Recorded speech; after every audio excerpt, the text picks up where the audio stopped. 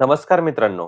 मित्रांनो, दिव्यांग बांधवांसाठी तहसील कार्यालयाकडून महत्त्वाच्या सूचना आलेल्या आहेत.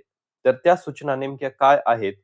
त्याचबरोबर दिव्यांग बांधवांना वाढीव अनुदान मिळण्यासाठी नेमकं काय करावं लागणार या संदर्भातील महत्त्वाची माहिती या व्हिडिओच्या माध्यमातून आपण बघणार आहोत. त्यामुळे मित्रांनो, हा व्हिडिओ आपल्यासाठी अतिशय महत्त्वाचा आहे. व्हिडिओ संपूर्ण बघा तरच आपल्याला कळेल, की आता नेमकं तहसीलकडून कोणत्या सूचना आलेल्या आहेत. तर मित्रांनो, व्हिडिओला सुरुवात करण्यापूर्वी नेहमीप्रमाणे एक विनंती करतो, की आपण या चॅनलवर नवीन असाल तर चॅनलला सबस्क्राईब करा, व्हिडिओला लाईक करा आणि हा व्हिडिओ जास्तीत जास्त लाभार्थ्यांपर्यंत शेअर करा. तर वेळ न घालवता व्हिडिओला सुरुवात करूया. बघूयात. आता ही माहिती तर मित्रांनो 15 सप्टेंबर 2025 ला महाराष्ट्र शासनाने दिव्यांग बांधवांच्या वाढीव अनुदानाबाबत जी-आर काढलेला होता आणि त्यानुसार लाखो दिव्यांग बांधवांना ऑक्टोबरचा जो काही हप्ता आहे, तर तो त्यांच्या खात्यावरती वाढीव अनुदानाप्रमाणे जमा झालेला आपल्याला दिसून येईल. परंतु अजूनही लाखो लाभार्थी असे आहेत, की ज्यांच्या खात्यावर हा वाढीव हप्ता जमा व्हायला पाहिजे होता, परंतु तो जमा झालेला दिसत नाही. त्या दिव्यांग बांधवांना पात्रता असूनही त्यांना फक्त ऑक्टोबर आणि नोव्हेंबरचा हप्ता ₹1500 मिळालेला आहे. त्यामुळे हे सगळे दिव्यांग बांधव परेशान आहेत आणि चिंतित आहेत, की कारण आम्ही पात्र असतानाही आम्हाला हे वाढीव अनुदान का मिळत नाही? तर यासाठी आम्हाला नेमकं काय करावं लागेल? तर मित्रांनो, आपल्यासाठी अतिशय महत्त्वाची बातमी आहे, महत्त्वाची माहिती आहे. आणि आता नेमकं अनेक तहसील कार्यालयाकडून हे नोटिफिकेशन आलेलं आहे, की आपल्याला दिसून येईल. तर या नोटिफिकेशनमध्ये नेमकं काय म्हटलं आहे आणि आपल्याला नेमकं काय करायचं आहे, तर ते बघूया आपण. तर मित्रांनो, अनेक तहसील कार्यालयाकडून जे काही नोटिफिकेशन आलेलं आहे, तर त्या नोटिफिकेशनमध्ये सांगण्यात आलेलं आहे, की ज्या दिव्यांग बांधवांना अजूनपर्यंत वाढीव अनुदान मिळालेलं नाही, तर त्या दिव्यांग बांधवांनी तात्काळ तहसील कार्यालयातील संजय गांधी निराधार योजनेचे काम पाहणारे जे काही कर्मचारी असतील किंवा अधिकारी असतील, त्यांना भेटावं आणि आपलं यू-डी-आय-डी कार्ड आणि आधार कार्ड हे लिंक करून घ्यावं व सर्व माहिती पोर्टलवर अपडेट करून घ्यावी. हे जर केलं तरच त्या दिव्यांग बांधवांना वाढीव अनुदान मिळणार आहे आणि शक्य होणार आहे.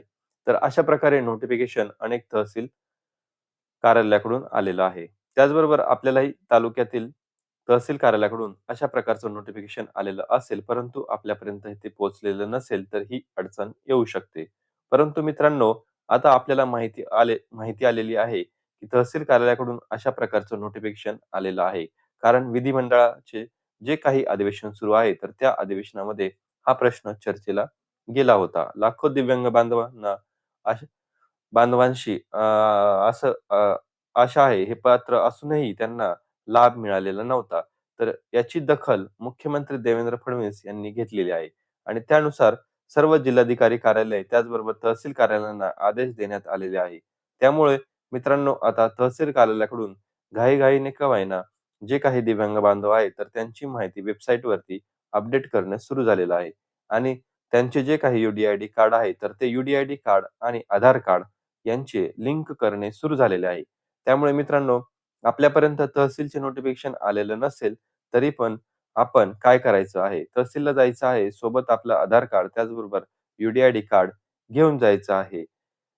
मोबाईल नंबर सुद्धा सोबत असावा, जेणेकरून संबंधित तहसील कार्यालयाचे कर्मचारी आपलं यू-डी-आय-डी कार्ड आणि आधार कार्ड यांचं लिंक करून देतील, ज्याला आपण के-वाय-सी म्हणतो.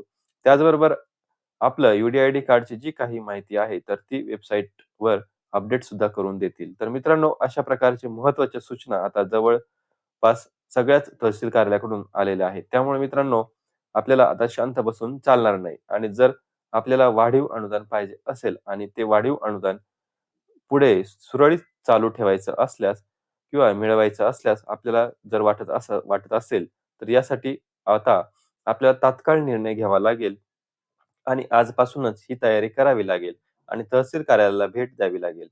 ही संपूर्ण कामे करून घ्यावी लागेल. कारण अजून डिसेंबरचा हप्ता आपल्याला खात्यावर जमा होण्यास वेळ आहे.